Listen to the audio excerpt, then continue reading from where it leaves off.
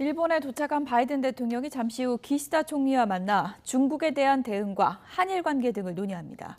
반도체 등 주요 물자의 공급망 강화를 핵심으로 한 새 경제구상 IPF 출범도 오늘 오후 공식 선언할 예정입니다. 일본 연결해서 자세히 알아보겠습니다. 이경아 특파원. 네, 도쿄입니다. 네, 바이든 대통령 오늘 바쁜 하루를 보낼 것 같은데요. 공식 일정 시작했습니까? 네, 바이든 대통령은 잠시 후 황거에서 나루히토 일왕을 만나는 것으로 오늘 일정을 시작합니다. 일왕을 공식 접견한 뒤 오전 11시부터 도쿄 영빈관에서 기시다 총리를 만났는데요. 두 사람은 지난 3월 벨기에 G7 정상회담에서 취임 후 처음 대면했지만 공식 회담은 이번이 처음입니다.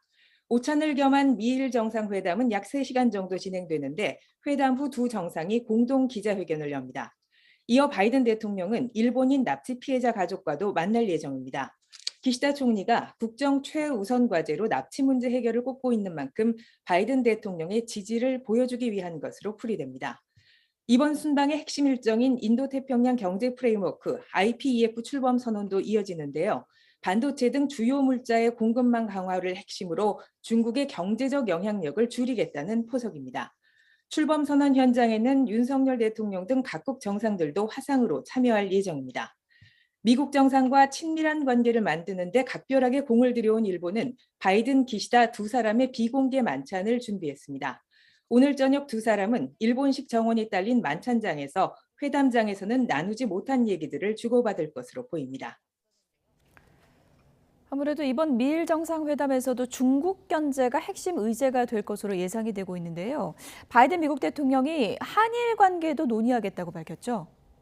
네, 그렇습니다. 미국은 한미일 3국의 긴밀한 연계가 어느 때보다 중요한데 과거사를 둘러싼 갈등이 지장을 줘서는 안 된다고 인식하고 있습니다. 바이든 대통령은 한미 정상회담에 이어 기시다 총리와도 한일 관계 개선이 중요하다는 입장을 밝힐 것으로 예상됩니다. 이번 정상회담에서도 핵심 의제는 역시 중국에 대한 견제입니다.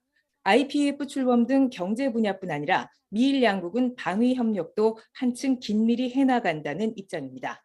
기시다 총리는 이 자리에서 방위력을 획기적으로 강화하겠다는 입장을 밝힐 것으로 예상됩니다. 이를 위해서 방위비를 대폭 늘리고 중국과 북한에 대응해 적기지 공격 능력을 보유하는 것에 대해 미국에 설명할 것으로 보입니다.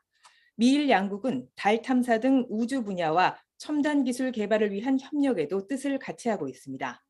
이번 정상회담을 아우르는 공동성명에는 타이완 문제를 포함해 중국의 행동을 함께 억제한다는 방침이 담길 것으로 보입니다. 내일 오전에는 인도, 호주 총리도 참석하는 쿼드 정상회의가 열리는데요. 인도 태평양 지역에서 중국의 세력 확장을 견제하는 입장을 다시 확인할 것으로 전망됩니다. 지금까지 도쿄에서 YTN 이경아입니다.